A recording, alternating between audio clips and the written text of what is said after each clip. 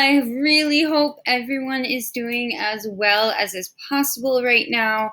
I am thinking about all of you. I am here for you. What I wanted to do, stumble, is I wanted to expand on some of the things I was talking about in class the other day in terms of meditation techniques, which I 100% appreciate is not for everybody, but it's a tool, technique, option, just something that is available to you that you can take advantage of to practice self-care right now. And so I wanted to offer these tools to you just so that you would have them at your disposal. So before I get into the specific techniques, why try meditation? Let me move my guy up here. So first of all, I'm kind of like, why not? If you're curious about it, if you think that it sounds silly, well, just, try it out first, get a taster. Why try meditation? My response is because you deserve space to acknowledge and value the gifts that make you alive. And those gifts are your breath, your thoughts, and your feelings. And it's really just taking seconds, 2 minutes to just feel those things, appreciate those things, and celebrate them, really. Even if there are times where you don't feel like you want to celebrate yourself, just know that those 3 things are what make you you. Because it's not about clearing your mind or reaching some Zen state. That would be nice to be Zen, but that's not the idea. I don't think it's possible to clear your mind. We always have thoughts. We always have feelings that are racing around in there. And what the purpose of meditation is just giving those thoughts, giving those feelings some air. It's just seeing what are they. I'm trying to get them to slow down a little bit so you can really listen to them and hear them and see what's going on. And then maybe you can take some control of them if you want to. Or you can always just think, I've got a lot going on, and right now isn't a time that I can control anything, which is also powerful. And because it helps you recognize and appreciate how powerful you are, because no matter what, at any time, there is power inside of you. And with meditation, when you are taking that time to feel your breath, think of appreciate how you can think, appreciate how every idea is valid, appreciate how every emotion is beautiful, it can help. And I know a lot of angry ones too. So that being said, let me go to the different types of meditation. Yes. All right. So yes, also don't count how many times I say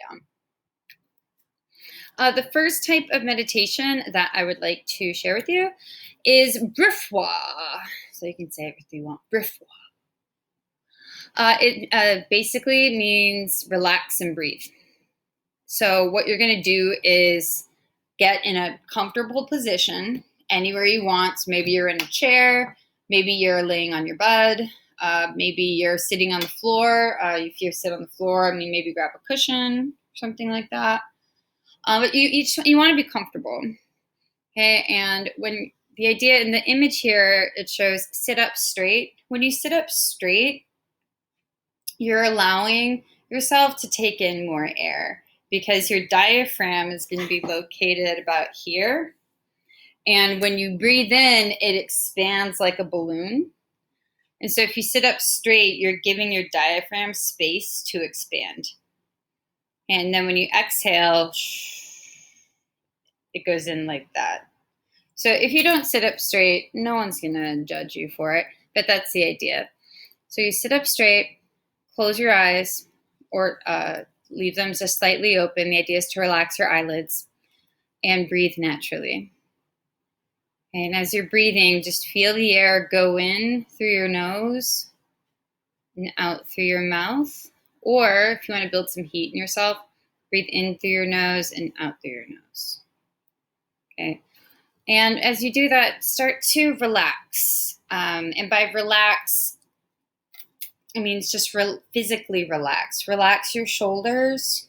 So if you feel like they're kind of tense up, relax them down. Okay, if your jaw's clenched, just kind of move it around a little bit so it feels loose. And then kind of become aware of the space around your face and relax that. So those are the main ones. You relax your shoulders, relax your jaw, relax the space between your eyebrows. And once you've done that, feel what's going on in your body. Do you feel tension anywhere? Do you feel pain anywhere? Does something feel good? Do you feel discomfort? Just what's going on in your physical body. Feel how you are emotionally. You know, maybe you're feeling really ticked off. Maybe you're feeling angry, upset, depressed, powerless. Maybe it's positive and you feel powerful, you feel elated, you feel in love, and anything, whatever you're feeling, tap into it.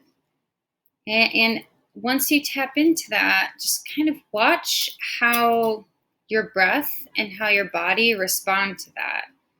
So let's say that you are thinking, or you recognize in your body, you're feeling angry. Okay. And then when that anger comes to you, what happens to your body? Do you feel like, did your shoulders get tense again? Did your breathing change? How did your body physically react when you gave space for that feeling? Okay. If you're feeling happy, or if you're in love, you know, or something, if a friend did something that was goofy and it made you smile, give yourself space for that smile. You know, just kind of feel it across your face. Watch what's happening. Watch what happens to you when you think about something positive. If a lot of different things are flying through your mind, that's fine. That's where the last thing goes. Allow it. You know, allow yourself to wander off. Allow yourself to get distracted. And if you do, you can bring it back, or you can just stop.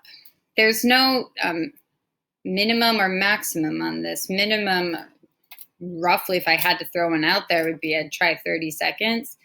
But it's a couple seconds to minutes of time just for you to check in. So if your mind wanders, allow it. If, you know, it's your choice. If you want to bring it back to your breathing, bring it back to your feeling, and your acknowledgement of what's happening.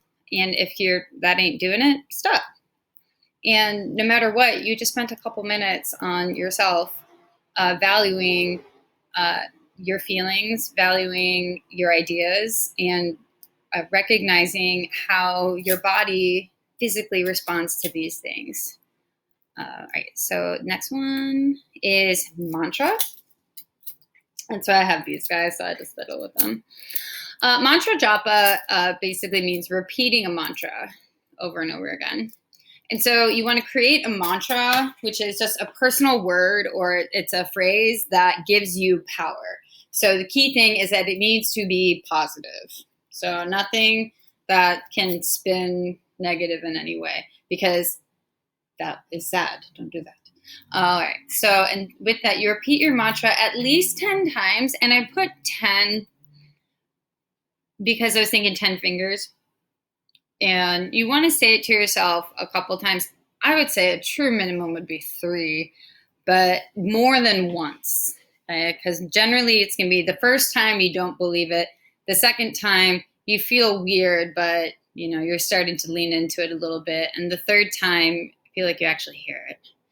When I say you, I mean me. I'm talking about my experiences with it. And so you can say it silently, just say it to yourself. You can say it out loud, and you want to keep track of how often you say it. If you're doing it 10 times, count on your fingers. You could just kind of gently kind of touch your fingers together and just go finger by finger. Okay, so maybe you can go your thumb against the side of your hand, and then you can go finger tip. Since your thumb's kind of the counting agent there. And so your mantra could be something like, I am powerful, right? Or I am a force for good. So you would go, I am a force for good. I am a force for good. I am a force for good. And you would keep going, and you'd do the same thing on your other hand. You can keep going with that as much as you want. The idea is you kind of want to try to keep it in a cycle. So don't leave a finger hanging, but life happens. The beads, if you use it with mala beads, that's what these guys are. If you have any necklace or a bracelet, string of beads, anything with beads, then the idea is that you hold the strand of beads in one hand, and with the other hand, you circle the bead each time. So if your mantra is, my emotions are my strength, then for each bead, you would go, my emotions are my strength. My emotions are my strength. And any beaded, anything with beads, anything that's got something you kind of twist between your fingers like that, and where there's a bunch of them. This is another form of mala beads. If you ever come across something like this, ask me and I can talk more about it. Candle gazing. I like this one a lot. So with candle gazing, again, sit comfortable. Meditation is not about being uncomfortable by any means.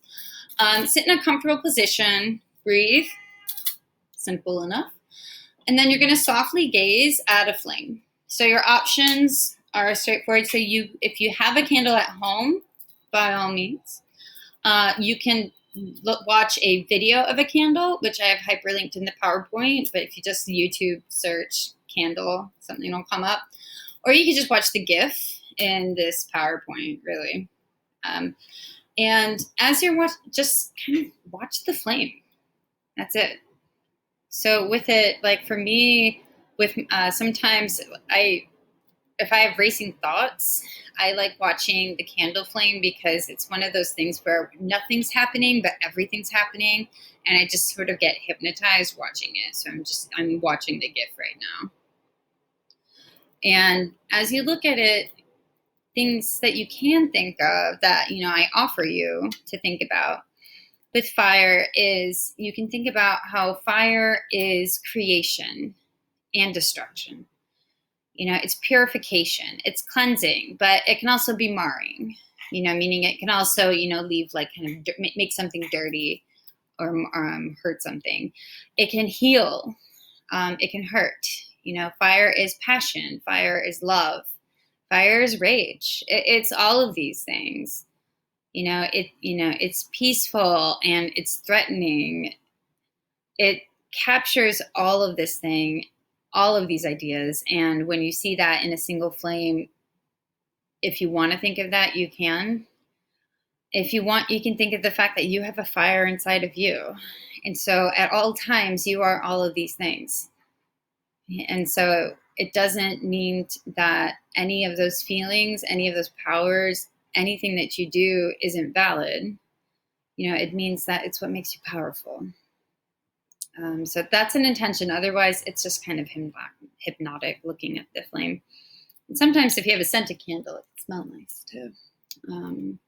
And which goes into the last one, since all my candles are scented. Sensory. So just I'll appreciate that deep dish someday. Mm-hmm. Mm-hmm. And so sensory meditation is about your senses. So for senses, I limited it here to sight, smell, sound, touch, taste. So sight, look at a picture and really just kind of dive in, just kind of look at something and appreciate all the different details around it. Or you can just look around your room, and with your room, just kind of notice the little things about it that maybe you didn't before, or kind of think about how everything's lined up. Like, don't think about anything negative if you're looking around. Like, don't think like, oof, I need to clean, which is what I think. But just, kind of appreciate what's around you. Smell something fragrant that is non-toxic, smell that you like. So I put cinnamon sticks, oranges, if you have any oranges around the house. I like the way bananas smell. If you have like really any scent that you do like, just as long as it's not toxic, so you don't want to hurt yourself. I know one thing that I love smelling sometimes is little bottles of vanilla that you used to cook with. Because when I was little, anytime my mom made cookies, which was not a lot, but if she did, she would always, when she put the vanilla in to make the cookies, she would pause and let me smell it first. And it's just, it's nice. It's nice. I like it. Sounds, just let music wash over you. I wouldn't play dance jams. I wouldn't necessarily play dance jams because you want to be relaxed. But if your body needs to move, then just as long as you are listening to the music, you are listening to the words, you are letting the sounds wash over you, you're letting the vibrations wash over you, you live your life. And touch, hold something that has a texture that you like. And just as you're touching it, think about the different sensations. So, if I'm holding like my little like baby Yoda, I could do it with his little robe here and just kind of softly feel it. Or, if I'm just holding him, I could just kind of make my moves around, go from his little fingernails, which are a bit sharper than you would think. Just appreciate how soft his ears feel. That's it. And like I said, you're not doing this for an hour. Like if you sat around for an hour doing nothing but feeling your stuffed animal or whatever you chose, one, that is your choice. And so don't worry about it. But two, it's not the expectation. This is what do you need? It's taking a few minutes for you. Taking a few minutes just to kind of appreciate the tactility of something, kind of appreciate how you like the way something feels. Appreciate how this texture is different from another one. And this last one, maybe we can do on a daily, is taste.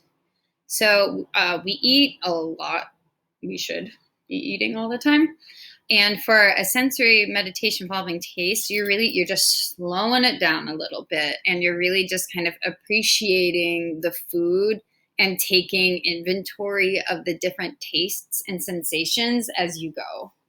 So if we're eating that delicious looking deep dish there, thinking about how the texture of the cheese versus the texture of the tomato sauce or the crust. How hot is it? How hot is the cheese versus how hot is the tomatoes? What's it like when you eat just the cheese versus when you eat the cheese with the tomatoes? What are those different textures? What are the different tastes? Is it sour, sweet? Do you enjoy it? What is it that you enjoy about it?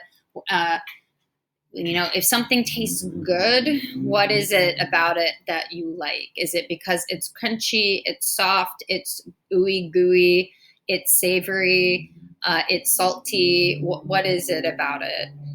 And that's the type of thing where just a couple bites, even, and that's something for you where you're just kind of taking into account how your body is responding to the nourishment that you are giving it. How do you feel as you're eating it? Do you feel good? Do you feel like you want to keep going? Is it making you feel sick? And what are the thoughts that run through your head as you do that? Okay, what does it make you think of as you're eating it? It's the idea is we're taking all of these things, our mind, our feelings, and our body, and we're just kind of giving space for how all these things come together. So that is my presentation on meditation. Really, like I said, the idea is to give yourself space, to value everything that makes you alive.